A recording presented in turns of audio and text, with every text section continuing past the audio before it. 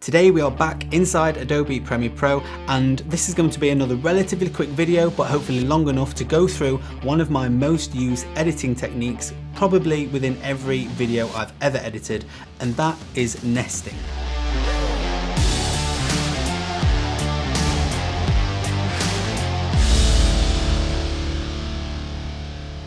Alright, welcome back to the channel, guys. I hope you're doing well. Some of you might have noticed that I've switched my camera setup around again. I'm giving it a shot. I've almost gone back to what it was before with a few little lighting tweaks. Yes, this episode is all about nesting, and for anyone who hasn't heard of nesting before, or you might have seen it pop up whilst editing but not know what exactly it does, it's basically a simple action that takes all of the clip or clips that you selected into its own sequence, essentially containing all of those files. For anyone with experience in After Effects, this is essentially the equivalent of pre-composing your layers. This video is using Adobe Premiere Pro as the example, so all of the terminology will be specific for Adobe Premiere. However, all non-linear editing software such as Sony Vegas, Davinci Resolve, Final Cut, they all have an equivalent of nesting. Sony Vegas still retains the term nested sequence, whilst Final Cut and Resolve use what's known as a compound clip. Regardless of the name, they all generally perform exactly the same.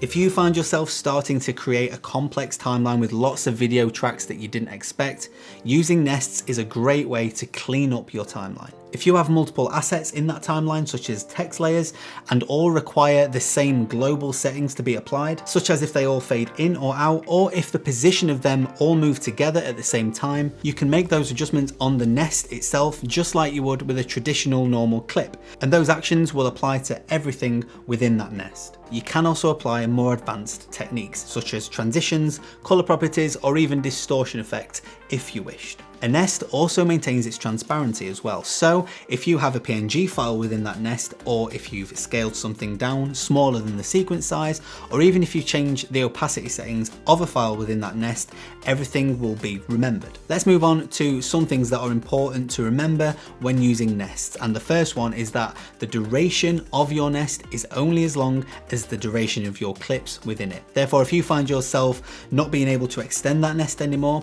it's essentially because you've run out of clip duration within inside that. Alternatively, if you find a weird zigzag pattern on the end of your nest, that is because the duration you currently have in the timeline is longer than the duration of the content within the nest, up to the point where the zigzags end. Number two, if a nested sequence already exists within your main timeline and you go into that nest and add a clip to, say, the beginning of it, Premiere will react to that. For example, if a nest was originally 10 seconds long and you add an extra 2 seconds worth of clips to the beginning, making it 12 seconds, your main timeline still only includes the first 10 seconds of that nest, rather than between 2 and 12 seconds. So be sure to extend it at the end if you desire to retain all of the contents within that nested sequence. Name your nests, ideally at the time that you create them. I know that nowadays editing is all about efficiency and it's easy to quickly skip the naming process, but naming your nested sequence at this point will make it so much easier in the future for if you have to relocate the sequence, and also if you rename it within your timeline at a later date,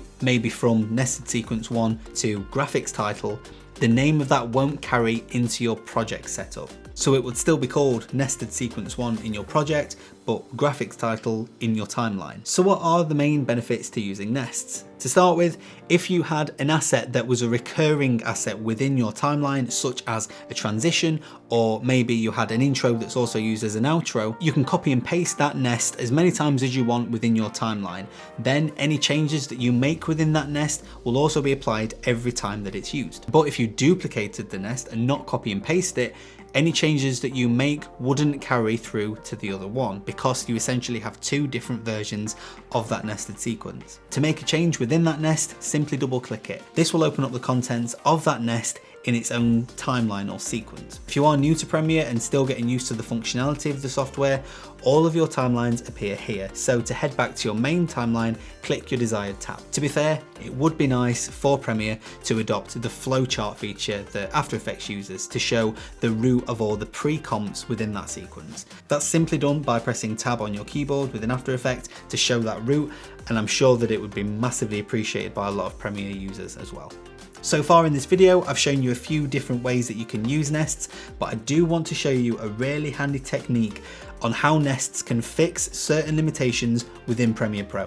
One of which is that you aren't able to use the warp stabilizer effect alongside the speed feature. For example, if you shoot content at 50 or 60p and you want to reduce the speed of your footage, but it's still not stable enough, therefore you might want to apply warp stabilizer. By applying the warp stabilizer and adjusting the speed on the same clip, you'll be faced with the following. The best way to do this is by clicking on your clip and adjusting your speed first.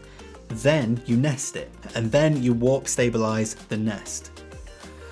Confusing, I know, but it does make sense. This way you've given Premiere the most amount of footage to firstly analyze and then stabilize, especially if you've reduced your 50p or 60p footage by half. Then if you wanted to go one further and say time ramp your footage, make another nest as a way to time ramp your stabilized footage that's had the most amount of data to be analyzed because of reducing its speed at the very start. When it comes to nests, it's all about preempting what you think you might do with that footage later on and how. So not all footage will require nesting, but for a group of assets that might require the same effects to be applied, this is the best way to set you up for that. At the end of the day, the key to efficient editing is by incorporating an efficient timeline. So by using nests appropriately, alongside other advice that I've given in previous videos, such as labeling your clips and renaming, whilst it might take a few extra seconds at that point to do, it could save you a lot of time later on because you've been able to quickly adjust something or relocate something really quickly. If you use nests in any other ways,